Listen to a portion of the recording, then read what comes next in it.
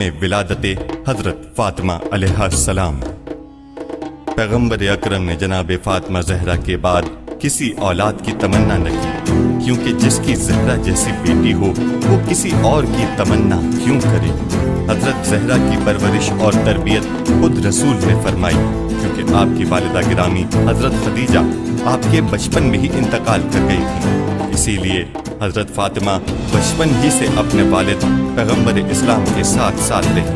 آپ نے نبوت کے مکمل ترین انسانی اور روحانی ماحول میں نشوونما پائی۔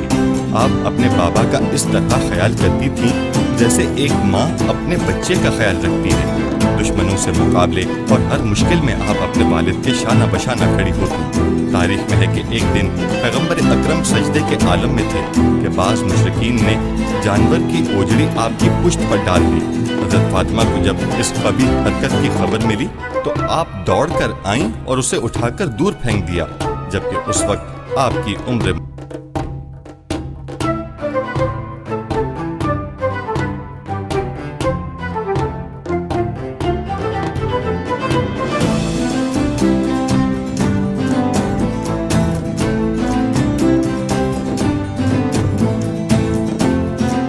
آپ کم سنی ہی سے رسول خدا اور آپ کی رسالت کی اہمیت سے واقف تھی۔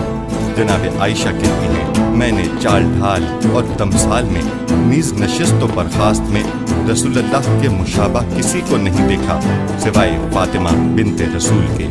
جب وہ تشریف لاتی تو رسول اللہ ان کے احترام میں کھڑے ہو جاتے، انہیں بوسہ دیتے اور اپنی مسند پر بٹھاتے، اور جب رسول اللہ ان کے گھر تشریف لے جاتے تو حضرت فاطمہ ان کے احترام میں اپنی جگہ سے کھڑی ہو جاتی، انہیں بوسہ دیتی اور ان کو اپنی مسند پر بٹھاتی۔ بہار الانوار جلد 37 صفحہ 71۔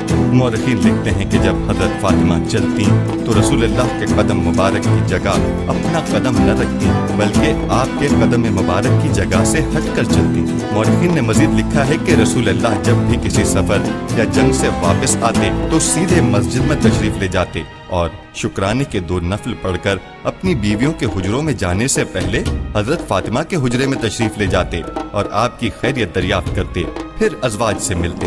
گویا آپ اپنی ازواج سے زیادہ حضرت فاطمہ کے قریب تھے۔ مورخین نے یہ بھی لکھا ہے کہ آپ جب بھی سفر پر جاتے تو سب سے آخر میں حضرت فاطمہ سے رخصت ہوتے، اور جب واپس تشریف لاتے تو سب سے پہلے حضرت فاطمہ سے ملاقات کرتے۔ ایک دفعہ رسول اکرم کسی سفر سے واپس تشریف لائے اور حضرت فاطمہ سے ملنے حسب معمول آپ کے ہاں آئے، مگر گھر میں داخل ہوئے بغیر واپس تشریف لے گئے۔ یہ دیکھ کر حضرت فاطمہ کو سخت حیرانی ہوئی اور آپ سمجھ گئیں آپ ضرور دروازے پر لٹکے ہوئے اس قیمتی پردے کو دیکھ کر ناراض ہوئے ہوں گے جو حضرت علی کو کسی جنگ میں غنیمت کے طور پر ملا تھا۔ آپ نے اس پردے کو اتارا اور اپنے بیٹوں امام حسن اور امام حسین کے ہاتھوں رسول اکرم کی خدمت میں یہ کہہ کر بھیجا، اسے میرے بابا کے حوالے کر دینا اور سلام کے بعد کہنا کہ آج کے بعد ایسا نہیں ہوگا، اب جیسا آپ مناسب سمجھیں اس پردے کے ساتھ کیجیے۔ بہار الانوار جلد 43 صفحہ 83۔ امام حسن اور امام حسین اپنے نانا کی خدمت میں حاضر ہوئے اور وہ پردہ آپ کے حوالے کیا اور اپنی والدہ کا پیغام بھی انہیں پہنچایا۔ پیغمبر اکرم اپنی بیٹی کا یہ پیغام سن کر بہت خوش ہوئے اور 3 مرتبہ فرمایا، اس کا باپ اس پر قربان۔ پھر فرمایا، آل محمد کو دنیا سے کیا کام، وہ تو آخرت کے لیے خلق کیے گئے ہیں۔ یہ فرما کر آپ نے اس پردے کو راہ خدا میں صدقہ دے دیا۔ جب بی بی عائشہ سے پوچھا گیا کہ پیغمبر خدا کو سب سے زیادہ محبوب کون تھا تو فرمایا فاطمہ۔ جب آپ سے مردوں میں سے رسول اللہ کی محبوب ہستی کے بارے میں پوچھا گیا تو کہا کہ ان کے شوہر علی۔ آپ کہتی ہیں، میں نے ان سے زیادہ روزے دار اور کثرت سے نماز پڑھنے والا کوئی نہیں دیکھا۔ درسگاہ رسالت میں جب حضرت فاطمہ کا امام علی سے عقد ہوا تو پیغمبر خدا نے فرمایا، اگر علی نہ ہوتے تو فاطمہ کا کوئی کف نہ ہوتا۔ بہار الانوار جلد 43 صفحہ 141۔ کیونکہ ہم جانتے ہیں کہ آپ دونوں علمی، معنوی اور روحانی لحاظ سے بچپن سے اب تک ایک ساتھ پیغمبر خدا کے مکتب سے فیض حاصل کرتے رہے تھے۔ دونوں دن رات پیغمبر خدا کے ہمراہ ہوتے، आप पर वही और कुरान नाजिल होने का मुशाहिदा करते थे। पैगंबर अकरम के इल्म, मानवियत और रूहानियत से उनकी इल्मी और रूहानी नशोनुमा हुई। जैसा कि पैगंबर अकरम फरमाते हैं, मैं इल्म का शहर हूँ और अली उसका दरवाज़ा है। जबकि इमाम अली फरमाते हैं, रसूल खुदा ने मुझे इल्म के 1000 अबवाब सिखाए, जिनके हर एक बाब से मेरे लिए मजीद 1000 अबवाब खुल गए। हजरत फातिमा ने भी रसूल खुदा से वही कुछ सीखा जो इमाम अली ने सीखा था। यही वजह है कि इमाम अली के अलावा असहाब रसूल में से कोई भी इल्म में जनाब ज़हरा की बराबरी नहीं कर सकता था। पैगंबर खुदा से हजरत ज़हरा से मुतालिक जितनी अहादीस नकल हुई हैं, वो महज बाप की जानिब से अपनी बेटी से मोहब्बत का इजहार नहीं, अगरचे आप अपनी बेटी से बेपनाह मोहब्बत फरमाते थे, मगर रसूल अल्लाह जनाब फातिमा की अजमत और मंजिलत की वजह से ही उनकी फजीलत बयान फरमाते थे। ये जज्बात और रिश्ते से अलग मामला था। आलमीन की औरतों की सरदार। हजरत फातिमा की शान और अजमत के बारे में जिन अहादीस को तमाम शिया और सुन्नी रावियों ने नकल किया है, उनमें से बाज़ दर्ज झेल हैं। फातिमा जन्नत की औरतों की सरदार है। राइफ जिल्द 1 सफ़ा 247। फातिमा आलमीन की औरतों की सरदार है। बिहारुल अनवार जिल्द 22 सफ़ा 236। फातिमा इस उम्मत की औरतों की सरदार है। जब रसूलुल्लाह ने फरमाया, ऐ मेरी बेटी, क्या तुम इस पर राजी नहीं कि तुम आलमीन की औरतों की सरदार हो? ये सुनकर हजरत फातिमा ने पूछा, बाबा जान, फिर आप हजरत मरियम के बारे में क्या फरमाते हैं? पैगंबर अकरम ने फरमाया, मरियम अपने ज़माने की औरतों की सरदार थी और तुम अपने ज़माने की औरतों की सरदार हो, और मैंने तुम्हें जिससे ब्याहा है वो दुनिया और आखिरत दोनों के सरदार हैं। बिहारुल अनवार जिल्द 37 सफ़ा 67। सही बुखारी में पैगंबर अकरम से रिवायत है, फातिमा मेरा टुकड़ा है, जिसने उन्हें नाराज किया उसने मुझे नाराज किया। सही बुखारी हदीस रकम 3714। सही मुस्लिम में रसूल अकरम से रिवायत है कि आपने फरमाया, बेशक मेरी बेटी फातिमा मेरा पाराए तन है, जिसने उसे अजियत पहुंचाई उसने मुझे अजियत पहुंचाई। सही मुस्लिम हदीस रकम 4483। इमाम हसन अपनी मादर गिरामी की इबादत के बारे में फरमाते हैं, मेरी वालिदा शब जुमा को तुलुए फजर तक महराब इबादत में रुकू सजूद में मशगूल रहती हैं, और आप तमाम मोमिनीन और मोमिनात के लिए उनका नाम लेकर कसरत से दुआएं मांगती और अपने लिए एक दफ़ा भी दुआ न करती। एक दिन मैंने आपसे पूछा, ऐ मादर गिरामी, आप हमेशा दूसरों के लिए दुआ मांगती हैं, अपने लिए क्यों दुआ नहीं करती? मेरी वालिदा ने जवाब दिया, बेटा, पहले हमसाए फिर घर वाले। वसाइल शिया जिल्द 7 सफ़ा 112।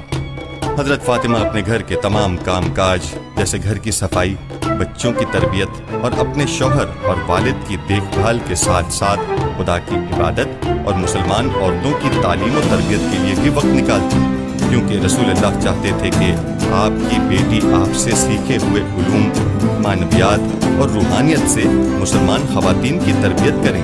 जैसा कि किताब वसाइल शिया में रिवायत है कि पैगंबर अकरम ने हजरत फातिमा को मुसलमान ख़वातीन को उनके मखसूस मसाइल की तालीम का हुक्म दिया था, और बाज़ तारीख नवीसों और सीरत निगारों ने अपनी किताबों में लिखा है कि एक दिन हजरत फातिमा के लिखे हुए कुछ औराक कहीं गुम हो गए।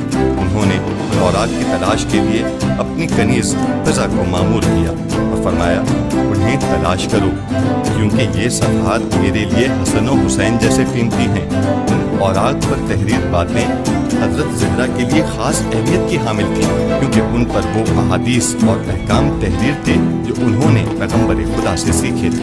ज़हरा पैकर सब्र मोहब्बत। पैगंबर खुदा की रहलत के वक्त जब हजरत फातिमा अपने पिदर बुजुर्गवार के पास हाजिर हुई तो पैगंबर खुदा ने आपको सीने से लगाया और आपके कान में कुछ सरगोशी की तो आप रोने लगीं, मगर दूसरी मर्तबा पैगंबर खुदा ने आपको सीने से लगाने के बाद कान में कुछ कहा तो आप मुस्कुराने लगीं। जब आपसे इसकी वजह पूछी गई तो आपने पैगंबर खुदा की हयात में उसका जवाब नहीं दिया, मगर आपकी रहलत के बाद अपने रोने और मुस्कुराने की वजह बयान करते हुए फरमाया, जब मेरे बाबा ने मेरे कान में अपनी रहलत की खबर दी तो मैं रोने लगी। दूसरी मर्तबा आपने फरमाया, फातिमा, मेरे अहले बैत में से तुम सबसे पहले मुझसे मिलोगी। तो मैं मुस्कुराई। बिहारुल अनवार जिल्द 43 सफ़ा 25। रहलत के वक्त आपकी उम्र 18 बरस थी। 28 बरस की रिवायात भी मिलती हैं। हज़रत फातिमा अपने शौहर से बहुत मोहब्बत करती थी और आपके शौहर इमाम अली भी आपसे बेइंतहा मोहब्बत करते थे। आप अपनी औलादों से बेइंतहा मोहब्बत करने वाली माँ थी और आपकी औलाद भी आपसे बेइंतहा मोहब्बत करती थी। आमतौर पर बेटियां अपने बाप से ज्यादा मोहब्बत करती हैं, इसके बावजूद अपने शौहर और बच्चों के साथ रहने को ज्यादा पसंद करती हैं। मगर पैगंबर खुदा की सरगोशी पर फातिमा का मुस्कुराना फातिमा का अपने पिदर गिरामी के साथ गहरे रूहानी ताल्लुक को जाहिर करता है, जिसकी वजह से अपने बाबा से जल्द मुलाकात की खबर सुनकर आप खुश हुई। इसके अलावा आप अपने बेटों इमाम हसन और इमाम हुसैन को कब्र नबी पर साथ लेकर जाती और उन्हें आपके बारे में बताती, ताकि उनके कल्ब व ज़हन पैगंबर खुदा की मोहब्बत से सरशार रहे। जनाब ज़हरा ने अपने बाबा की रहलत के बाद बेपनाह दुख और मसाइब झेले, जिन्हें शिया और सुन्नी कुतुब अहादीस में बयान किया गया है कि लोग लकड़ियां लेकर दरे फातिमा को आग लगाने आए। जब उनसे कहा गया कि खबरदार, इस घर में तो फातिमा बिन्ते रसूल भी हैं, वो कहने लगे, हुआ करे, यानी अगर फातिमा भी घर में मौजूद क्यों न हो, हम आग लगा देंगे। उन लोगों ने फिदक को भी गस्ब किया, जिसे पैगंबर अकरम ने आपको हिबा किया था।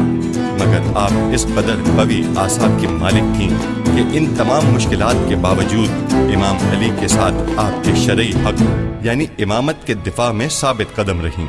आपने मस्जिद नबवी में मुसलमानों से खिताब करते हुए इस्लामी शरीयत के कवानीन की वजाहत फरमाई और इमाम अली के हक का दिफा किया और मुसलमानों को हक का साथ देने की शरई जिम्मेदारी याद दिलाई। जनाब फातिमा ने खुद अपने और इमाम अली के साथ की जाने वाली ज्यादतियों पर भी एहतजाज किया और वसीयत फरमाई कि आपके जनाजे को रात की तारीकी में उठाया जाए और उन लोगों को आपके जनाजे में शिरकत न करने दी जाए जिन्होंने आप पर जुल्म किया और आपके घर को आग लगाई और आपके शौहर का हक खिलाफत गस्ब किया। हज़रत फातिमा आलिमा, ताहिरा, साबिरा और एक अजीम खातून थी। पैगंबर अकरम ने आपको उम्मे अबीहा यानी अपने बाबा की माँ का लक़ब दिया। आप तमाम मुसलमान मर्दों, औरतों और तमाम मोमिनीन और मोमिनात के लिए इल्म, जिहाद, रूहानियत, तक़र्रुब इल्लल्लाह, इस्लाम और जिहाद की तरफ दावत की राह में नमूना